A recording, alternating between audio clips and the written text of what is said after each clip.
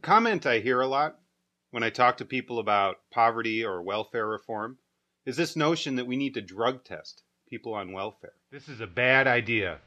Drug testing welfare recipients is a tremendous waste of taxpayer money, does nothing to help poverty or drug use, and is completely unconstitutional. Now, essentially, the arguments for drug testing welfare recipients boils down to three basic concepts. One, drug testing welfare recipients will help people get off drugs.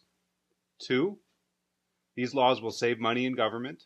And three, most importantly, taxpayers don't want to see their dollars being spent on substance abuse products. But the truth is, none of these arguments are valid, economically, politically, or legally. The only logical reason to waste resources drug testing people who receive temporary assistance would be to punish women who are poor. Now, if that's a reason, fine. Just don't try to call it something else. And it's not wrong that many people feel this way. They're just missing a lot of information. To begin with, individuals convicted of drug felonies are already banned from getting temporary assistance in nearly every state, including Georgia and Florida, where this legislation has most recently been proposed. I spent the last few months in D.C. researching welfare policy, and the one thing I learned was, whether or not we agree with the current state of the welfare system, drug testing women who receive temporary assistance is an unnecessary waste of valuable resources. Now, we have to be clear what we're talking about here. Food stamps, they're a federal program, while the temporary assistance to needy families, the cash benefits, those are issued state by state. Now, the food stamp program has grown 4 times larger than the temporary assistance program in this recession. Even at the lowest end of any state budget office estimate, drug testing people on food stamps or the temporary assistance is an extremely massive waste of money. The lowest estimate is about $30 per test. That doesn't account for surrounding bureaucracy, litigation, accuracy. We're going to drug test mothers and a handful of fathers who accept food stamps. That would cost $1.2 billion. And that's even accounting for those kicked off the rolls from a positive test. This is the reason we've only seen this legislation on state levels, and only for temporary assistance recipients. Temporary assistance recipients are on the decline, while food stamp rates remain. What's worse, 1 in 4 American children are facing starvation, and they rely on these food stamps to survive. Now, according to the Bureau of Labor Statistics, food stamps and temporary assistance combined make up less than 1% of state and federal budgets. 4.3 million people receive temporary assistance, and half of these are child-only cases. Those arise when no adult is included in the calculation, which means we are going to have to drug test children too. Even the adult women on the program make less than a third of the poverty rate from these programs. They make about $100 per week maximum. Some states, they make even less. For example, in Alabama, only a minority of welfare recipients receive any cash at all. And those who do receive payments, they were paid a maximum of $215 a month, no matter how many children they had. That's $2,500 a year. That's not a lot of cash. You compare that to the income tax deduction, $4,150 per child that middle-class families receive. Now that's a real incentive to have children. At the heart of this issue is our resentment of people on welfare. We see the poor as lazy and unethical. We fail to see the reality that the majority of those receiving assistance are disabled, sick, or elderly, incapable of working a traditional job. But, of course, everyone knows one or even a few examples of women they think are abusing the system. Abusing the system for less than $100 a week because they should be out working even though they can't get daycare or job training? Let's be real here. Real welfare fraud does not come from individual women abusing the system. 90% of the money lost to fraud is from vendor fraud. This is when social service offices themselves skim the money. But the reality here is this line of rhetoric, drug testing welfare recipients, this is big money for the plutocrats that run our country. Drug testing companies have lobbyists working every day for them in D.C. OpenSecrets.org puts the #1 industry that's buying our government as the pharmaceutical and health industry. They spent $2.1 billion lobbying dollars between 1998 and 2011. Those pharmaceutical companies want our tax dollars. And forcing poor women to take drug tests is one way those corporations are doing just that.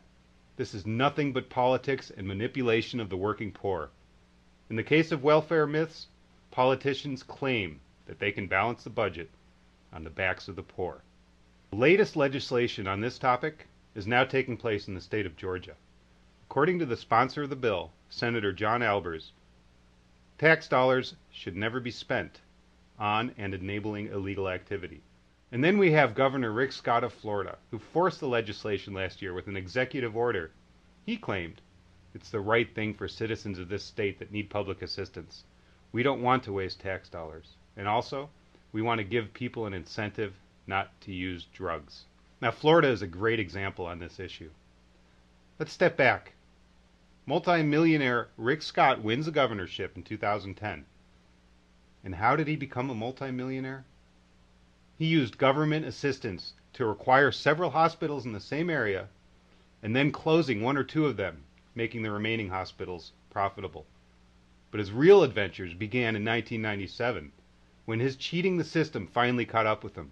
Rick Scott can proudly claim that he was part of the largest fraud settlement in U.S. history. The company, called Columbia HCA, which is Rick Scott's mega corporation, systematically overcharged the government by claiming marketing costs as reimbursable, struck illegal deals with home care agencies, and filed false data about the use of hospital space. Now, the government shut down Columbia HCA, and after this, Rick Scott, along with Karen Bowling, founded another medical company named Solantic. Guess what one of the most profitable aspects to Solantic's business is? You bet! It's drug testing! Solantic does a brisk and profitable business in drug testing. And one of Rick Scott's first acts as governor was to impose an executive order to require anyone seeking temporary cash assistance to monthly drug testing at their own expense. This was an attempt to extract money from the poor and put it into his own pocket. The real reason, though, that the idea of drug testing welfare recipients remains only a conservative fantasy is that this type of legislation is not, and never will be, considered constitutional. The Supreme Court has already determined that suspicionless drug testing schemes violate the Fourth Amendment. The court has even added additional exceptions and still finds these policies unconstitutional, and 25 states have pending legislation. Arizona recently tested 87,000 temporary assistant recipients, with 1 person testing positive.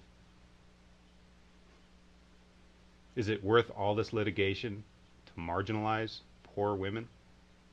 If punishing the poor is your real goal, then go ahead. Support drug testing of these women and children, because there is no economic or legal legitimacy to the policy. And politically, this is just inflammatory rhetoric and not sound policy. What, are we going to breathalyze these women too? We don't want them spending our money on booze either, right? What about mental illness screening? Isn't that just as damaging to women? Or is addiction just that stigmatized? Why do you want a drug test? Because poor women are addicts? No. Addiction rates are nearly the same across every socioeconomic status. The root of this blame the poor attitude comes from myths that are perpetuated by the owners of this country, who want us to believe a Horatio Alger-esque construct of America, which states that any individual, regardless of her circumstances at birth, can achieve wealth and greatness. Suspicionless drug testing laws are so clearly unconstitutional that even an activist court still will have to strike down this type of legislation based on Fourth Amendment violation. At their core, These laws are representative of an understandably deep dissatisfaction with the problems of drug abuse in the United States. This solution of blaming the most marginalized and downtrodden members of society is unacceptable. Drug testing those who need assistance would be a high cost to taxpayers and violate our Bill of Rights.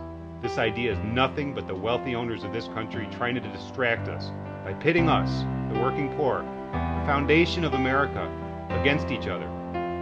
I know we're better than that. Attacking poor women is not the answer.